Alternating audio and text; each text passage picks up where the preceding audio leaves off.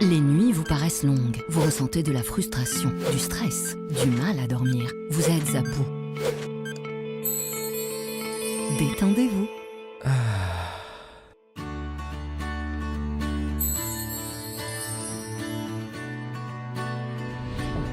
Réduction du temps d'endormissement, diminution des réveils nocturnes, relaxation. Une bonne nuit, ce n'est plus un rêve. Ce produit est un complément alimentaire sans dépendance disponible en pharmacie. N'hésitez pas à demander conseil à votre pharmacien. Mérinal, notre priorité, la qualité. Pour bien s'entendre, il faut bien s'écouter. Rendez-vous sur M, la petite radio du Grand Maghreb.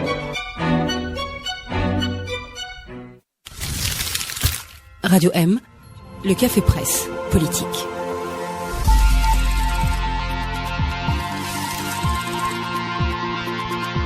Amis auditeurs de Radio M, bonsoir. On est le mercredi 19 septembre. Je me suis déjà trompé d'une date, d'un jour. Ça commence bien. C'est 18h02, pas très en retard. On est en train d'appliquer les règles de Khaled Drani. J'évoque Khaled Drani pour dire qu'il n'est pas exclu qu'il nous rejoigne dès la semaine prochaine. Il est en Estonie en ce moment. On gagne du temps. Donc le Café Presse Politique vous retrouve pour son numéro 2 de la 6e édition, 2008-2019. 6e édition, c'est pas peu dire. Aujourd'hui avec moi sur le plateau Akram Khrieff, Saïd Jafar, Hassan Mouali, des habituels, des complices, et puis Kamal Daoud qui nous a rejoint aujourd'hui. Kamal Daoud qui est journaliste, on n'a pas oublié. Tu écris toujours au quotidien d'Oran. Entre autres. Voilà. Parce qu'il y a beaucoup de gens qui nous demandent de ramener des intellectuels dans le Café Presse Politique. C'est l'occasion pour moi de rappeler que le Café Presse Politique est réservé aux journalistes et aux hommes de médias et que donc on aurait bien aimé, mais il y a d'autres espaces pour les intellectuels. Marhaba bik. Alors on va faire un menu habituel. On va l'évoquer, on va le dérouler au fur et à mesure.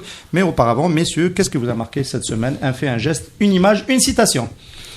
Aujourd'hui, encore une fois, Alger qui est complètement quadrillé, fermé à cause des manifestations. Peut-être, mais c'est surtout à cause des manifestations des retraités de l'armée. Ah oui. Donc on a beaucoup de changements à la tête de l'armée, mais on a très peu de changements dans la vie courante. Ouais. Alors le 60e anniversaire du GPRA, il y a eu un très beau papier d'Amin Khan sur le Post Algérie. J'en parle.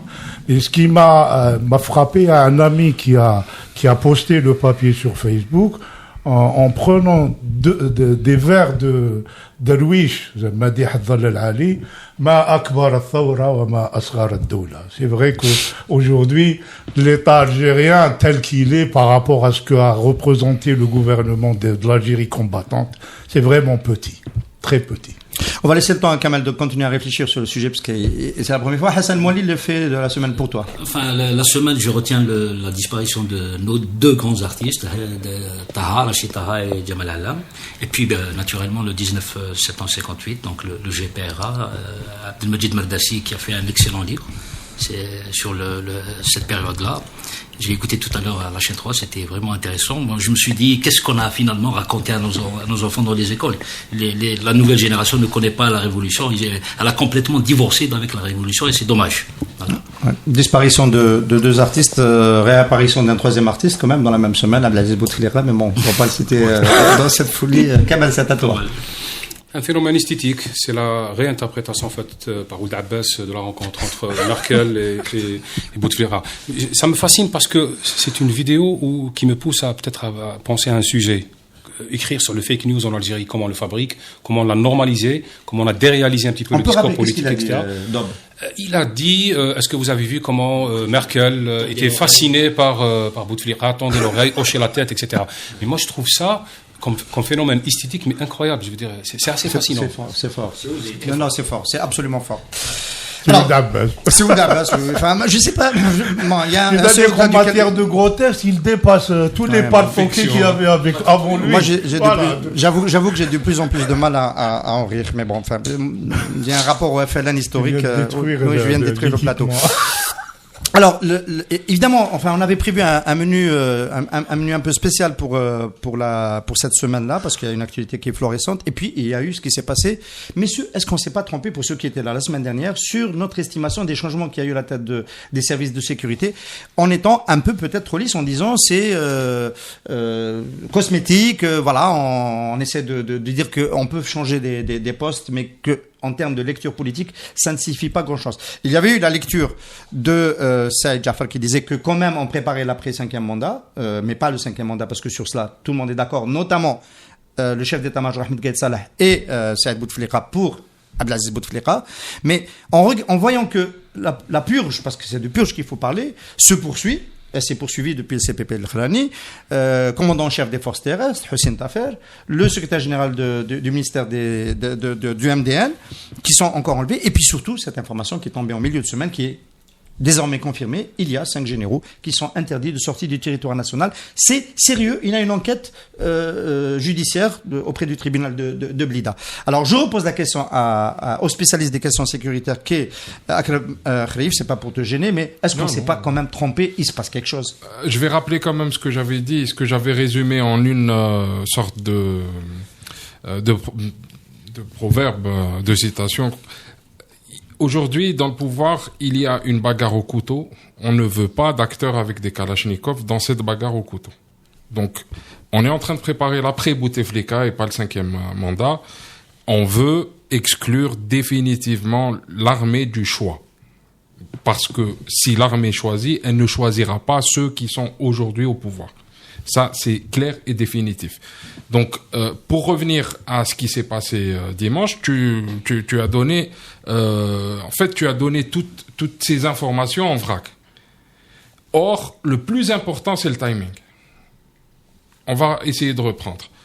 Dimanche matin, on a une réunion très importante de l'état-major de l'ANP, de l'état-major de l'ANP, des chefs de bureau, des commandants de corps, des chefs de département, etc., avec Ahmed Gaïd Salah, qui a donné un discours qui était quand même enflammé et qui prêtait quand même à confusion et qui contenait quelques messages codés.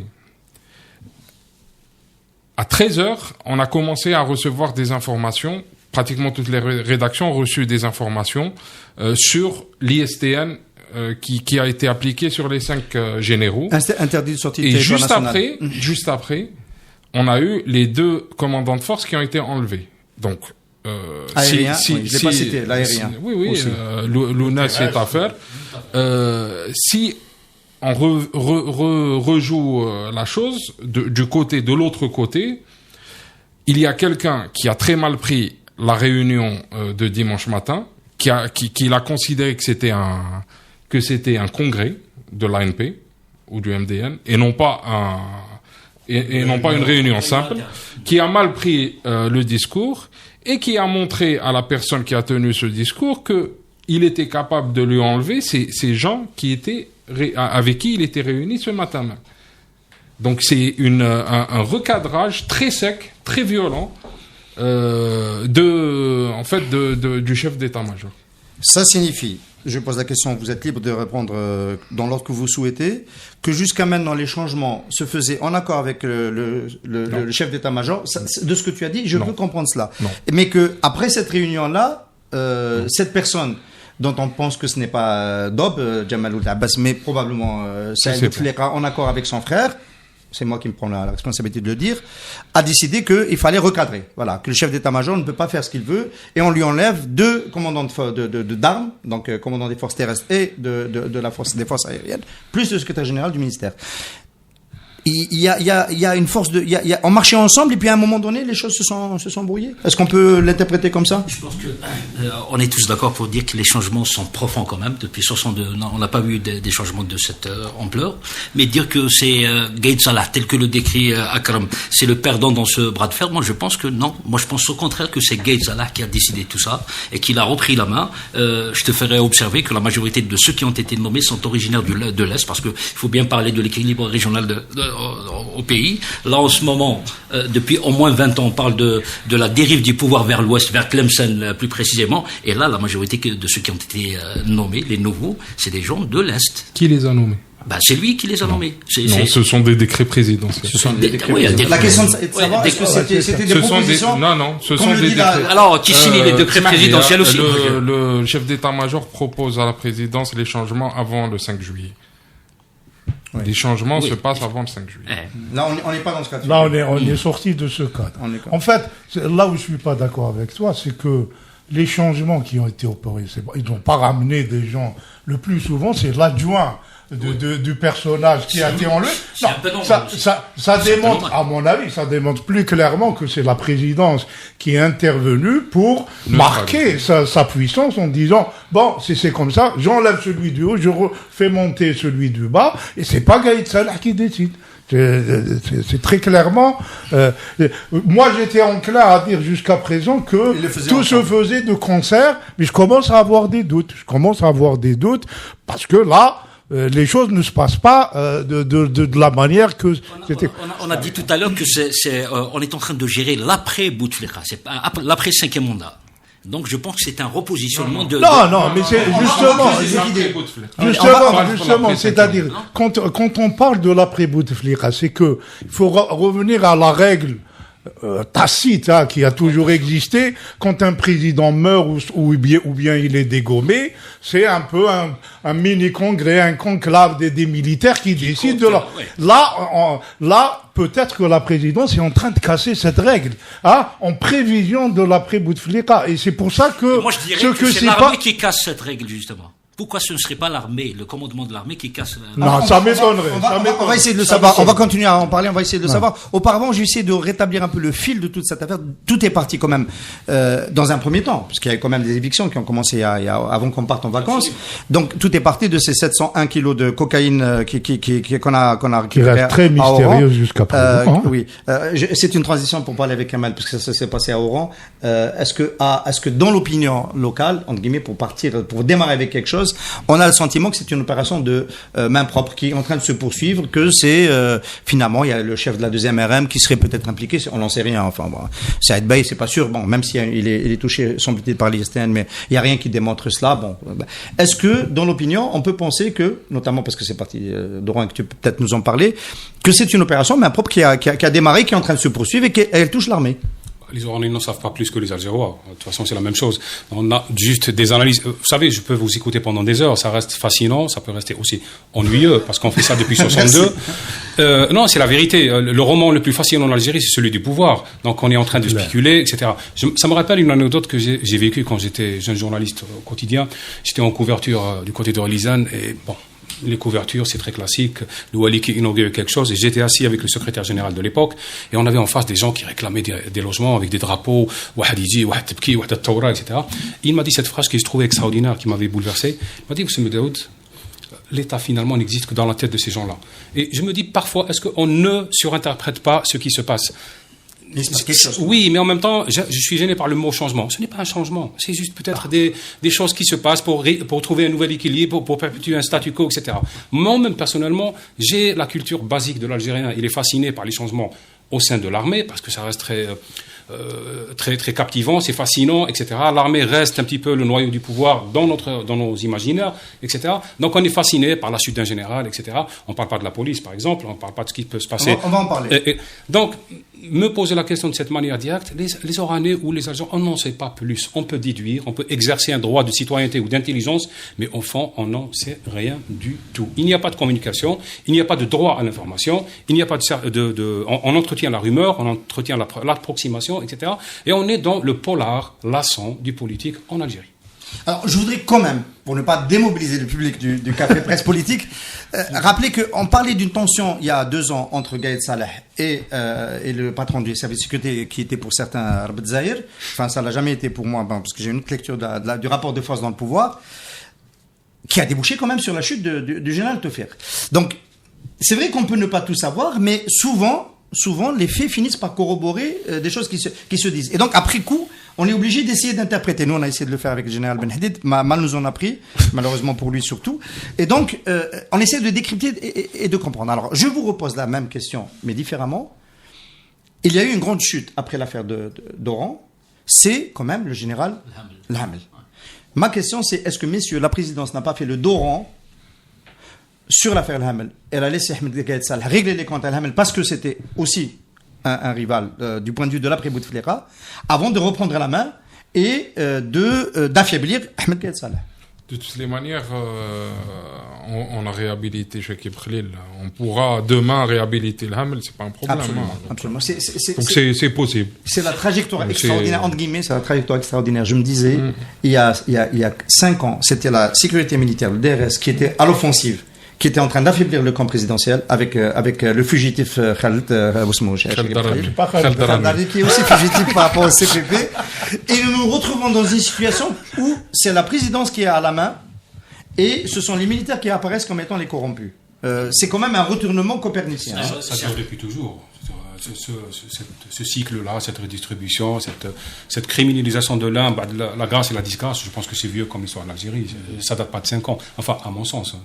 Mais c'est spectaculaire dans le cas de Khaled, encore une fois. Là, c'était un paiement. Là, c'est-à-dire qu'il faut préciser que l'entreprise de réhabilitation de Chakib Khalil ne passe pas dans l'opinion. Oui, voilà. C'est vraiment zéro. On est une des premières opérations du régime où d'habitude ils savent manœuvrer, etc. Sur Chakib Khalil, c'est plat, ça marche pas. J'en profite pour donner une information. Le tribunal de Milan vient de condamner les hommes d'affaires de Chakib Khalil à des peines fixes. Je donne pas la primauté parce que c'est en train de sortir sur nos médias, le Huffington Post, Maghreb émergent.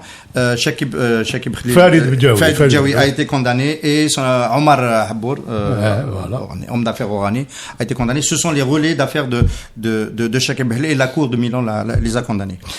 Donc la question c'était, est-ce que la présidence n'est pas en train de prendre sa revanche après avoir lâché un des siens? On peut faire cette lecture. Hein. Ce qu'ils auraient fait après Khalil pour le DRS, aujourd'hui ils laissent faire, mais c'est très court. Hein. C'est-à-dire l'avention sur le Hamel aurait été très rapide. C'est-à-dire c'est pas un scénario habituel. D'habitude ils prennent du temps, le temps de préparer. Là, le Hamel a été enlevé fin juin. Et la riposte a lieu, on voit, peut-être qu'il y a une accélération de l'histoire, pas du changement à Kamel, une accélération de la décomposition au sein du régime à laquelle on assiste sans s'en rendre compte. Hein. Voilà. Moi je pose une question, est-ce que Saïd El Bey, par exemple, le patron de la deuxième région militaire, est ami avec Gaïd Salah? Ou alors Hassan Tafer? On sait comme le prochain successeur. On sait que le patron de la première région militaire, monsieur le général Chentouf, n'était pas ami avec Gaïd Salah. Ben voilà, raison de plus. Donc qui a eu sa tête? Je me pose la question. Saïd El Bey aussi. Tafer, depuis 10 ans qu'on annonce qu'il sera le successeur de chef d'état-major, parce que habituellement le chef d'état-major, il est puisé dans les TFT. Force. Donc, moi, je me pose la question. Sincèrement, j'ai comme l'impression que c'est le clan des militaires qui reprend.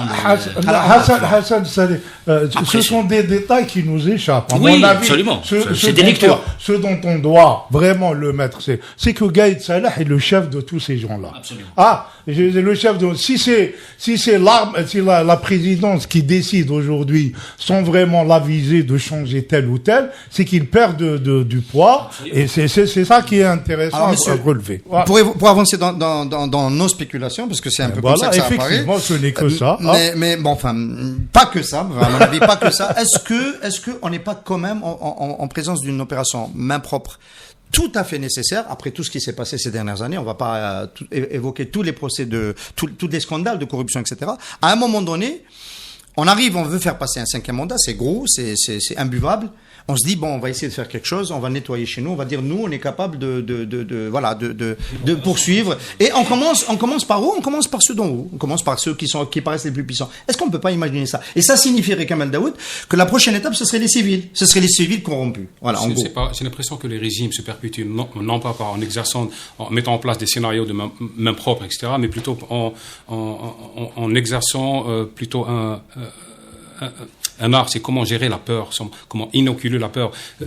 Exercer la peur ou faire pression par la peur est plus utile et plus rentable pour un régime que des opérations main propre. Je pense moi, je suis pas convaincu. Je pense pas que ce soit une mise en scène pour faire passer un prochain mandat. Les Algériens n'ont pas le souci de l'honnêteté ou pas, généralement, du politique. Ils ont cette idée qu'il est malhonnête à la base. Donc, c'est pas parce qu'on mène une opération main propre qu'on va réinstaurer une légitimité. Par contre, si on agite le spectre de la peur, du chaos, du cas libyen, du cas syrien, là, ça marche. Donc, j'ai l'impression que on y place un peu trop d'espoir ou trop de sens c'est-à-dire comme scénario pour faire valider un prochain mandat. Je pense pas. Je suis d'accord, mais je fais une nuance, c'est-à-dire le 5e mandat avec un président aussi mal en point, c'est quand même lourd à faire passer. Les Algériens partout, des amis, des gens avec qui discutent comment on en est arrivé là, sur ce sujet précisément. C'est-à-dire, il y a un sentiment d'émulation qui est diffus chez les gens, que les gens, quand ils partent à l'étranger, même les étrangers, ils leur disent, c'est pas l'Algérie que nous connaissons. C'est-à-dire, ce sont ces situations qui fait que, pour le pouvoir, il y a un besoin de créer quelque chose spectaculaire pour faire passer cette idée, soi-disant, Bouteflika, c'est vrai, il est pas bien, mais on va vous débarrasser de Est-ce que vous ne pensez pas que vous auriez pu dire ces mêmes phrases pour le dernier mandat? Non, on l'a dit, Exactement. On l'a dit, et donc, ça prouve que c'est la même chose. Donc, non, mais ils avaient organisé ça aussi. Je pense que le dernier mandat, il a enlevé Chérif Rahmani. Si tu veux une analogie, c'est plus le massacre de Katyn que une opération main propre. Donc c'est les communistes qui sont ralliés. Non, c'est Staline qui a liquidé les Polonais. Exactement. Donc c'est on liquide chez soi. On liquide chez soi. Pour garder le pouvoir. Et pour empêcher l'autre d'avoir suffisamment de pouvoir. Pour que tout reste en place. Lampedusa. Moi, je pense que... Alors, de ce que vous dites, messieurs, ça signifie qu'on ne doit pas s'attendre à ce qu'il y ait une évolution du style. Après l'ISTN, il y a un mandat d'arrêt, garde à vue, un peu à la Sarkozy en France. On va écouter ces généraux pour savoir comment ils se sont enrichis. Vous le pensez pas? Moi, je refuse de faire des projections. Il peut y avoir, comme il peut ne pas y avoir. Ce dont il faut noter, c'est que c'est des choses qui sont faites pour que les choses restent en l'état, pour empêcher le changement. Parce que si on veut réellement le changement, c'est un débat avec les Algériens sur le statut de l'armée, sur la fonction de la présidence, la fonction du Parlement, l'espace politique, les libertés publiques. C'est sur ces terrains-là qu'on met les changements. Voilà. Je pense qu'il faut qu'on revienne sur un sujet important. Il ne faut pas qu'on normalise la primauté de la rumeur sur l'information. On est arrivé à cette situation où tout le monde, ici comme dans les cafés d'Alger ou d'Oran ou d'ailleurs, on spécule. Et donc on est arrivé à une situation où on a normalisé l'exercice de la rumeur, alors que là, il s'agit d'un droit d'information. Quelle est l'information officielle? Qu'est-ce qu'on a officiellement comme information vérifiable et vérifiée? On a des décrets. Oui, mais c'est une question que je pose. Non, mais je réponds. On a des décrets présidentiels, on a des décrets publiés, on a des décrets non publiés, on a des décrets non publiés révélés par le chef d'état-major. En citant le décret, on a des réunions. J'explique le cas. Donc, je donne un exemple dans ce cas. On a des arrestations, on a des ISTN. Donc, il y a énormément de choses qui se passent. Ça a été confirmé, les interdictions? Oui. Pour les 5 généraux. Alors, on peut, à ce stade-là, donc on est d'accord pour dire que ça n'ira pas au-delà si on est dans cette opération, que ça n'ira pas au-delà. Le pouvoir est soucieux de sa cohésion, donc il va pas les sacrifier. Il va les. Bon, quel est cet Algérien qui va regretter Tafer ou comment il s'appelle? Il le connaît même pas. Il le connaît même pas. Bon, même si Saïd Bey a une célébrité. Alors, messieurs, mais par contre, quand même, ça donne une image tellement crapuleuse du fonctionnement de l'armée, qui est considérée toujours par une certaine partie des élites algériennes comme l'institution de recours, etc. Enfin, face à une population parfois tentée par les trucs dangereux. Même cette institution-là, elle est couverte d'une image détestable. Voilà. Donc c'est un jeu de massacre. Il y a quelque chose qui est quand même fascinant du point de vue quasiment littéraire. C'est comment nous, on gonfle le fantasme autour de certaines personnes et comment ces personnes se révèlent pour étant ce qu'elles sont, c'est-à-dire pas grand-chose. Pendant 10 ans, on avait le culte ou l'image fantasmée sur le DRS et Toufiq, et finalement, il se révèle que c'est un fonctionnaire qui peut être mortel, licenciable, entre guillemets, etc. On arrive aux généraux, on parle tous depuis 30 ans, depuis que je suis dans le journalisme, de cabinet noir, de généraux, etc. Et finalement, c'est un fonctionnaire qu'on peut limoger, qu'on peut mettre en prison. C'est pour ça que je voulais tout à l'heure dire que est-ce que cette construction, ce fantasme sur le pouvoir n'est pas en partie le nôtre aussi. Il est de notre droit d'exercer un droit d'information, d'exiger de l'information, un devoir aussi, mais en même temps, je pense qu'on est aussi dans l'entretien du fantasme autour de beaucoup de choses. Alors peut-être pas un fantasme. Encore que le fantasme n'est pas tout à fait. Peut-être pas un fantasme. Tu essaies d'organiser un club littéraire, tu vas découvrir que le pouvoir n'est pas un fantasme. C'est-à-dire un ancien président de l'APN qui n'arrive pas à présenter son livre parce que le Wali du coin a interdit, ce n'est pas du fantasme, c'est vraiment du pouvoir au sens physique. J'étais chroniqueur dans le quotidien d'Orange, je le suis jusqu'à maintenant pendant 19 ans. J'avais le sentiment que je pouvais écrire sur un général, sur les généraux, sur le président, mais j'avais très peu de droit d'écrire sur le Wali. Donc le pouvoir chez nous, contrairement à ce qu'on peut penser, il n'est pas, c'est pas une pyramide où on va vers le plus fort, mais il est inverse. Le guichetier qui peut vous couper l'électricité, il est beaucoup plus puissant que le PDG de Sonalgaz. Vous le savez tous. Est-ce que tu as déjà été dans le salon de M. Mouloud Hamrouche? Ça, c'est quelque chose qui nous a expliqué à la fin des années 90 en nous disant que les Wali étaient plus puissants que les généraux. Ah, j'ai pas eu cette occasion. Alors, est-ce que fantasme, finalement, quand même, peut-être pas la corruption, l'armée, le budget le plus important, 13 milliards de dollars, c'est quand même l'armée. Est-ce que c'est pas le plus grand nid de la corruption en Algérie que nous, journalistes, on n'a jamais pu investiguer? Et là, effectivement, je te rejoins en disant que personne n'a fait notre travail de journaliste et d'acteur de l'information. C'est pas aussi facile que ça. C'est pas aussi facile, mais est-ce que c'est pas finalement là que ça se passe? C'est là où ça se passe le plus. Là où il y a l'argent, ça se passe. Il faut vraiment. Non, mais c'est là où il y a le plus d'argent. C'est là où il y a le plus d'argent que ça se passe le plus. Je vais pas mettre en général pour nous confirmer ce que je dis.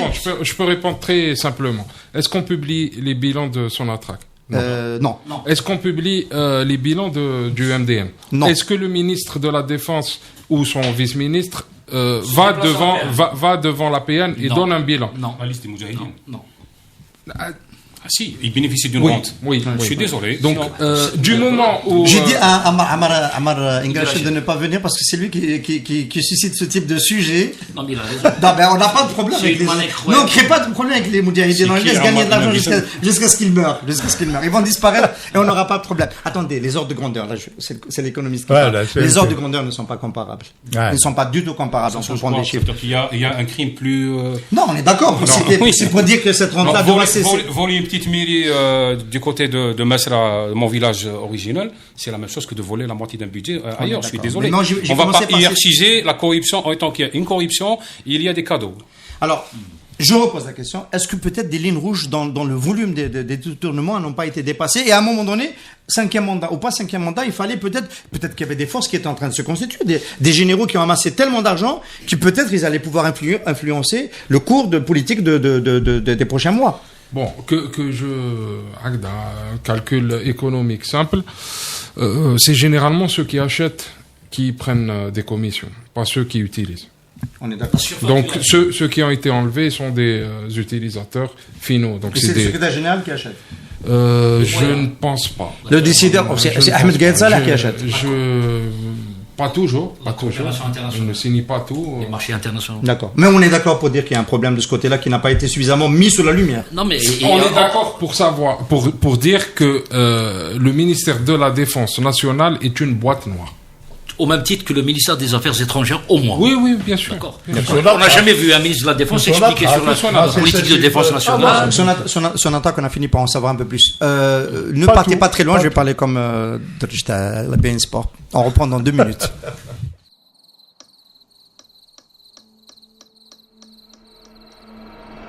Les nuits vous paraissent longues. Vous ressentez de la frustration, du stress, du mal à dormir. Vous êtes à bout.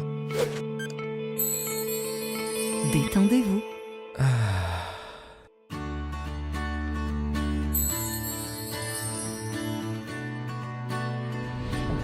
Réduction du temps d'endormissement, diminution des réveils nocturnes, relaxation. Une bonne nuit, ce n'est plus un rêve. Ce produit est un complément alimentaire sans dépendance disponible en pharmacie. N'hésitez pas à demander conseil à votre pharmacien. Mérinal, notre priorité, la qualité. Pour bien s'entendre, il faut bien s'écouter. Rendez-vous sur M, la petite radio du Grand Maghreb.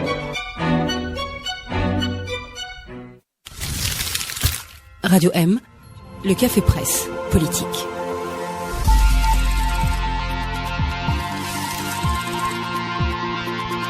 Amis auditeurs de Radio M, le CPP est de retour pour la deuxième partie qu'on va consacrer au regard des étrangers, des puissants du monde sur le processus politique en Algérie. La semaine dernière, le président Macron a affirmé qu'il avait eu un entretien politique téléphonique avec le président Bouteflika. C'est ce qui a été rapporté par les agences. Et puis, il y a eu, en milieu de semaine, lundi, mardi, la visite de la chancelière allemande Angela Merkel en Algérie. Elle a fait le déplacement, le pèlerinage à Zeralda pour rencontrer le président Bouteflika. La question c'est, est-ce que les Occidentaux, est-ce que les puissants du monde ont déjà voté pour nous? Ils adoubent le président Bouteflika qui est en lice pour un 5e mandat. Et donc, ça n'a pas l'air de les gêner. L'opposition peut en Algérie se formaliser de ce que les puissants du monde fréquentent le président Bouteflika dans un contexte politique de ce type-là. Alors, Kamal Daoud, tu as eu le privilège de rencontrer la chancelière allemande lundi dernier dans un entretien. Donc, elle a rencontré des acteurs de la société civile. Tu nous diras de quoi vous avez parlé, mais en particulier sur ce processus politique, est-ce que tu as eu le sentiment que la chancelière allemande était un peu gênée par le fait de peut-être prêter le flanc à une caution au régime algérien dans cette folie du 5e mandat qui est en train de s'engager? Absolument pas, c'est une Allemande, elle n'est pas algérienne. Donc, elle n'a pas gêné par notre cuisine. Moi, je parle de deux choses. J'ai eu l'occasion de rencontrer des chefs d'État. Et comme tous les Algériens, je pose cette question-là précisément, d'une manière ou d'une autre. Et je pense que là aussi, on investit un peu trop la chose, comme si au moins ils avaient le droit de voter pour nous. Ça ne se passe pas comme ça. C'est une manière de nous infantiliser nous-mêmes. Notre sort dépend de nous, bien sûr, mais il dépend aussi des rapports de force internes. De l'autre côté, on adoube ou pas une situation de stabilité, qui pour nous est de l'immobilité. Quand j'ai rencontré Merkel, j'avais compris qu'il y a deux axes totalement parallèles, mais qui ne se recoupent jamais, sauf dans nos têtes. C'est qu'on croit que de l'autre côté, l'impératif est politique, alors qu'il est économique. Et chez nous, l'impératif, il est politique, il n'est pas économique. La conclusion finale, c'est qu'on ne vote pas pour nous. On ne peut pas à la fois crier chaque fois qu'ingérence étrangère, XY, c'est un agent de l'étranger, etc., et en même temps attendre comme si qu'il y ait un vote de l'autre côté, et même on valide comme étant une décision très importante par rapport. Les gens viennent ici parce qu'ils ont besoin d'une chose qui s'appelle la stabilité. J'ai posé la question, j'ai dit comment vous pouvez réconcilier la stabilité avec l'immobilité, sachant que les deux ont une facture, et que la facture de l'immobilité est plus grave et plus grande que la facture de la stabilité. Je ne peux pas dire qui a répondu, etc., mais là, la réponse a été nette, claire et précise. L'erreur qui a été faite en Libye, en Syrie et en Irak ne se reproduira jamais. C'est à nous de trouver nos équilibres internes. Même si certains sont une minorité maintenant, c'est à nous de trouver une solution et une sorte de consensus et de le bâtir. Pour les autres, le problème n'est pas politique. Ça, c'est une réponse? Pardon, oui. C'est une réponse? Pardon, je dis ce qu'il en est. Après, on va analyser. Non, je voulais savoir si c'était la réponse de ton interlocutrice. C'est ce que j'ai compris. Mais il y a autre chose, c'est que pour beaucoup de l'autre côté, ils disent qu'en Algérie, nous avons un système économique qui a produit la situation actuelle. Et que si la base économique change, avec un plus grand champ pour le privé, par exemple, avec un désengagement de l'État en termes d'assistanat et de soutien un peu trop massif, il y aura des changements qui peuvent créer un nouveau consensus. Mais nous, on ne met pas le doigt dedans. Il faut que les choses soient claires. Donc, alors, cette idée qu'on vote pour nous... Non, ça c'est il ne faut pas s'arrêter à ça. C'est ma petite formule. Hein. Non, elle est générale aussi. Moi, j'y crois pas déjà. Non, moi, je vais utiliser juste... Bon, mes amis du CPP... On la retrouve dans la culture journalistique ambiante. Oui, c'est une manière de provoquer pour engager la discussion, mais il est clair que ce sont les Algériens qui décident de leur sort. Ça, c'est entendu. Non, peut-être que je me suis mal exprimé. C'est pas ça. Alors, je vais reformuler. Bon. L'interruption du processus électoral en 92 a posé problème pour certaines capitales européennes. L'international socialiste n'a pas beaucoup aimé, et il y a eu une distance vis-à-vis d'Alger, et on faisait attention. On se rappelle tous de la rencontre de Chirac avec Zeroual aux Nations Unies à New York, où il était question de faire attention aux éléments de protocole pour éviter de donner l'impression de cautionner les militaires à la tête de l'Algérie. Tout ça c'est du passé. Tout ça c'est du passé.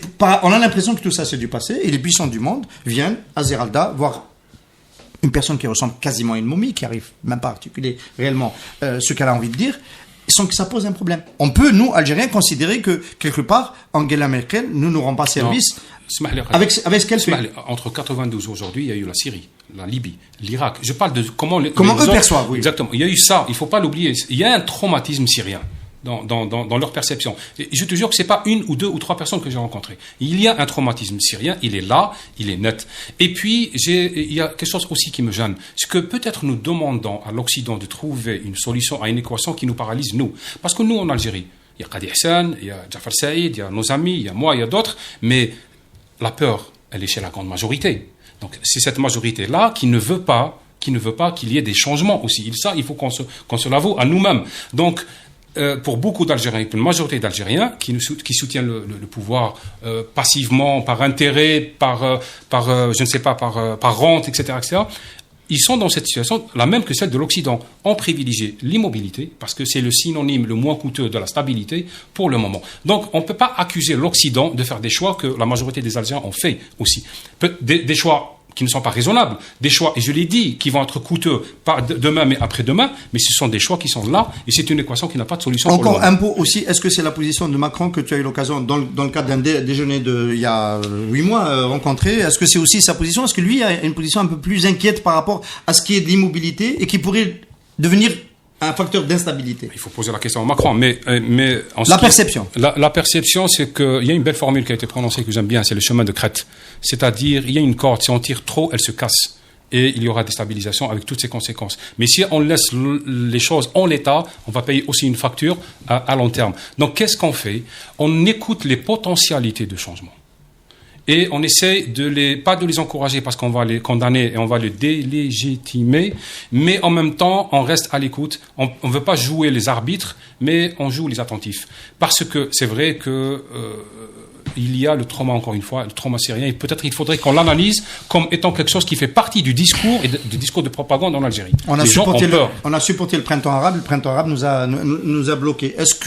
Comment vous avez perçu, messieurs, la visite d'Angela Merkel et son déplacement à Zeralda? Moi, je suis d'accord avec l'analyse de Kamel. C'est vrai qu'on a trop tendance, même nous dans les médias, à surdimensionner un petit peu l'impact de la France, de l'Allemagne, enfin les pays occidentaux en général, sur les élections en Algérie, à tel point que certains pensent même que c'est eux qui votent. Moi, je pense que c'est faux. Mais c'est pas ça le débat. Je parle pas de ta formulaire. Oui. Je sais que c'est pour juste commencer le débat. Mais globalement, il y a une espèce de consensus presque parmi les élites algériennes que la France a son mot à dire. Sinon, elle est décisive carrément. Alors que c'est tout à fait faux. C'est une affaire algéro-algérienne. Maintenant, c'est vrai que le pouvoir algérien tire profit des belles déclarations. Angela Merkel, finalement, qu'est-ce qu'elle a? Ce n'est même pas une visite, c'est un crochet, je dirais. Elle est venue en Algérie régler l'histoire de l'immigration. Elle a bien gagné. D'ailleurs, ça elle a détendu l'atmosphère en Allemagne, parce que l'Algérie a accepté de rapatrier 5 000 ou 20 000, je sais pas combien d'immigrés clandestins. En temps normal, je ne pense pas que l'Algérie aurait fait ce cadeau à l'Allemagne, mais maintenant, ils ont besoin. À 6 mois d'une élection présidentielle, c'est toujours bon d'afficher, de montrer à la télévision une belle image, entre guillemets. Le président Bouteflika qui reçoit Merkel, même s'il parle pas très bien, mais il l'a reçu, c'est une carte de visite. Qu'on dise que Macron a appelé au téléphone, il y a eu un échange téléphonique entre Macron et Bouteflika, je me demande qui était à l'appareil de l'autre côté, ici même. Donc voilà, tout ça participe, parce que finalement, l'Algérie, c'est pas Alger encore une fois, mais à Adrar, à Tébessa, à Ouredla et tout ça, les gens sont convaincus. Ils disent oui, parce que l'élite, elle est chez nous, elle est dans les médias parfois.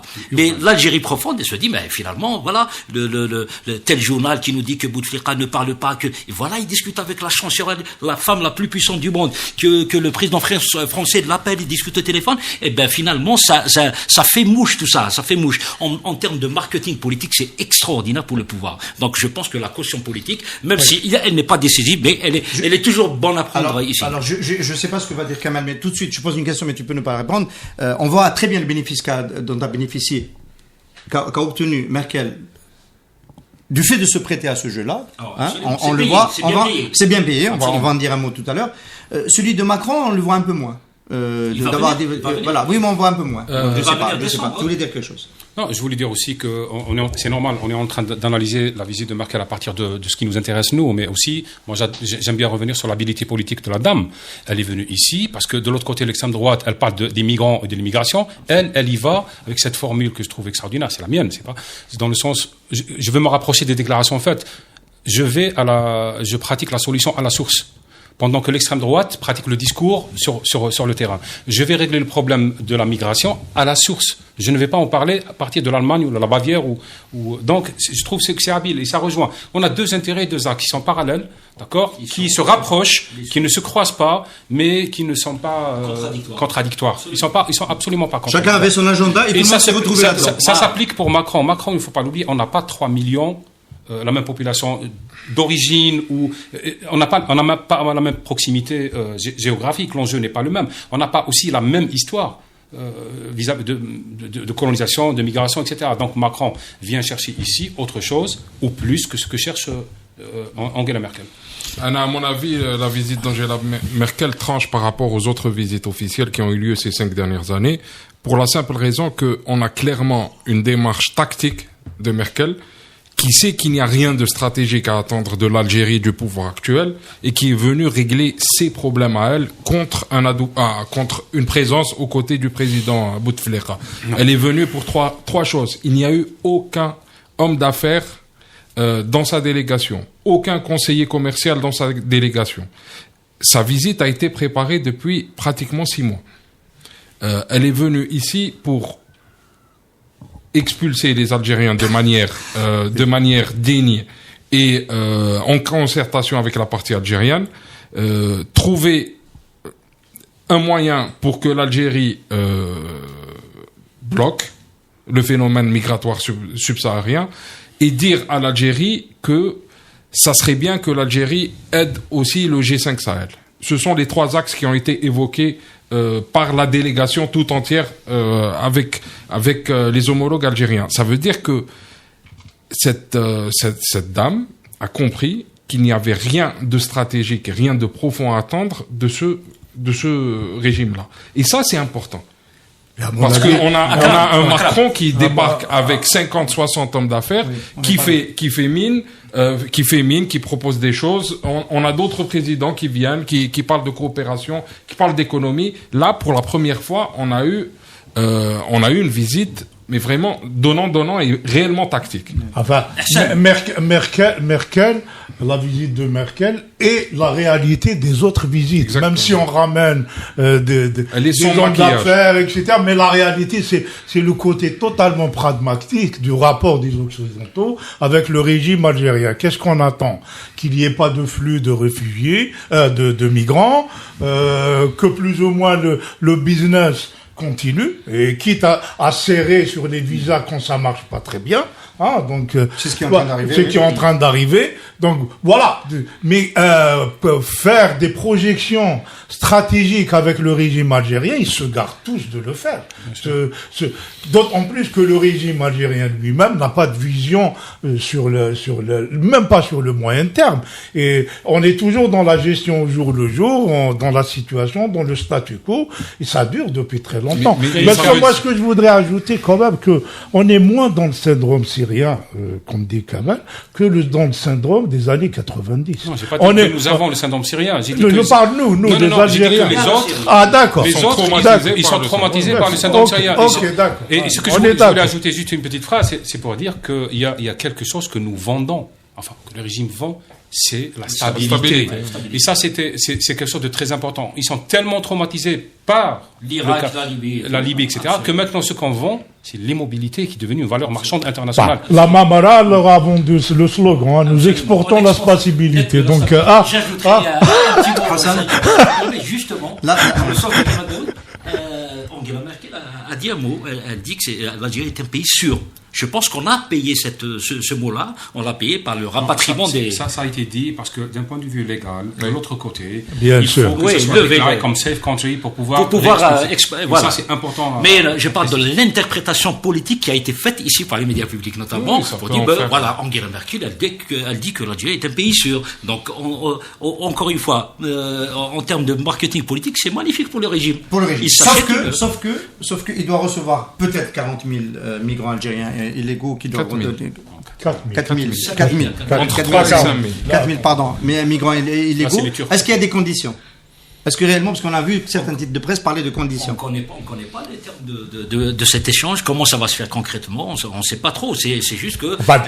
Si j'ai bien compris, les services algériens vont travailler avec les Allemands pour identifier, parce qu'en général, c'est quoi un migrant clandestin? C'est quelqu'un qui n'a plus de papiers. Il peut être turc, il peut être... En général, soit on déchire les papiers. Donc le travail des services algériens vont travailler avec les services allemands pour dire un tel, c'est un Algérien, etc. Et le rapatrier. Je trouve qu'il y a de l'humour. C'est-à-dire, première partie, on a parlé de gens qui ne peuvent pas sortir. La deuxième partie, on parle des gens qui doivent rentrer. C'est pas mal, ça. C'est quelque chose qu'il faut très méditer. Mais une des conditions, c'est le fait que l'Algérie n'accepte pas de charter, par exemple. Une autre condition, c'est que Lufthansa devra participer à l'effort de rapatriement, qui est assumé à 100% par Air Algérie. Donc c'est ce genre d'exigence technique. Il faut 5 par avion, pas plus de 5. Exactement. Pas plus de 5 expulsés par vol. Sinon, ce serait ça donne des charters. Est-ce que sur le plan interne, rapidement, sur le plan interne en Allemagne, c'est un grand succès réellement pour Angela Merkel? Tous les journaux allemands ont salué justement cet accord. Je t'ai dit que c'est une solution à la source. Et ça, c'est en termes de manœuvre politique, c'est extraordinaire. Je ne me bats pas contre l'extrême droite en Allemagne. Eux, ils peuvent parler, moi je vais agir à la source. Et ça, c'est très important, c'est pragmatique. Et Merkel a obtenu un accord qu'elle va essayer d'élargir aux Marocains, aux Tunisiens et aux autres. C'est-à-dire, ils ont un modèle d'accord, et elle a fait un gros coup, Merkel. Il n'y a aucun doute. C'est-à-dire, elle est déstabilisée par son ministre de l'Intérieur, qui est plus à droite, qui est anti-immigrant, etc. Mais là, elle vient de ramener quelque chose de concret. Elle va booster sa popularité. Bien sûr. Alors, messieurs, on va récapituler pour nous séparer de nos amis auditeurs. Ce n'est pas l'ANP qui va empêcher le 5e mandat, ça c'est quasiment réglé, notamment avec ce qui est en train de se passer. Le 5e mandat, j'enchaîne. Ce n'est pas Merkel qui va... Ce n'est pas Merkel, ça veut dire ni Macron, parce qu'ils ont leur agenda, on n'a pas évoqué le... Ce n'est pas Mouatana. Mouatana, ils se font tabasser partout où ils passent, on les empêche. Et donc ma question c'était parce que c'est un sujet qu'on aurait pu évoquer cette semaine-là. En un mot, est-ce que Mouatana c'est quand même pas la dernière bouée à laquelle il faut s'accrocher pour faire bouger les choses? Voilà, Mouatana est la démonstration dure que le Wali a beaucoup de pouvoir en Algérie. Absolument. Donc il peut envoyer les flics, tout taper. Est-ce qu'il y a un risque, entre guillemets, de vous voir un jour dans un rassemblement de Mouatana Kamel Daoud à Oran quand ils viendront? Peut-être oui, mais il faut beaucoup de courage physique. Il faut aussi que je sois convaincu que la peur est en train de changer de camp. Parce que le synonyme de la peur chez nous, c'est la stabilité, encore une fois. Si on ne casse pas cette équation, on sera toujours minoritaire à réclamer un changement qui sera perçu par la majorité comme un risque. Et tant qu'on ne fait pas ce travail-là, on ne peut pas faire basculer les autres gens. C'est admirable, c'est héroïque, ça éclaire ma lâcheté. Mouatana, ça éclaire ma lâcheté. Ça prouve que si je ne bouge pas, je suis comme beaucoup de gens, corruptible, peureux, je ne fais pas le lien entre l'intérêt général et l'intérêt propre, etc. Mais c'est ce qu'il faut aussi analyser pour pouvoir transformer un mouvement comme ça en quelque chose de plus constructif et qui fasse moins peur aux gens. Mardi prochain, la sortie de la peur, c'est quand même, ça reste dans une démarche de type Mazafran, où les oppositions idéologiques ne prennent pas le dessus sur la perception politique du fait que le pays doit changer de système, de régime, que la population doit être bien représentée. Et c'est ça l'enjeu, parce que la peur, c'est que nous l'entretenons nous-mêmes, hein, c'est-à-dire, quand j'ai dit tout à l'heure que nous vivons dans le syndrome des années 90, moi je vois sur Internet, c'est que très rapidement on s'enflamme, on a les éradicateurs, les réconciliateurs, les islamistes, et du coup, les Algériens qui regardent Facebook disent, mon Dieu, vaut mieux que les choses restent en place, vaut mieux rester en place plutôt que s'engager parce qu'on est complètement de fous, hein, et on a la preuve que la démocratie, c'est pas pour nous. Ça, c'est un travail que nous devons faire nous-mêmes. C'est un effort très lourd à faire. Voilà. Alors, je voulais terminer avec Mouatana pour m'offrir à moi-même une transition pour annoncer donc le nouveau format politique de Radio 1, Offshore, une émission dédiée totalement à la politique, Blarbiya, qui sera présentée donc pour cette saison-là, en prévision des présidentielles, qui a déjà commencé. Et donc nous avons Zoubida. Offshore, c'est offshore.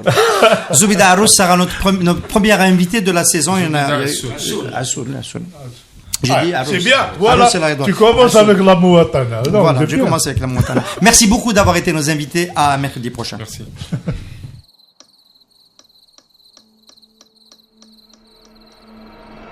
Les nuits vous paraissent longues, vous ressentez de la frustration, du stress, du mal à dormir, vous êtes à bout. Détendez-vous.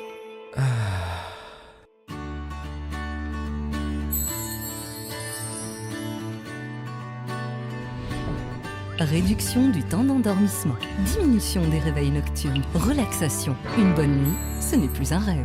Ce produit est un complément alimentaire sans dépendance disponible en pharmacie. N'hésitez pas à demander conseil à votre pharmacien. Mérinal, notre priorité, la qualité. Pour bien s'entendre, il faut bien s'écouter. Rendez-vous sur M, la petite radio du Grand Maghreb. Radio M, le café presse politique.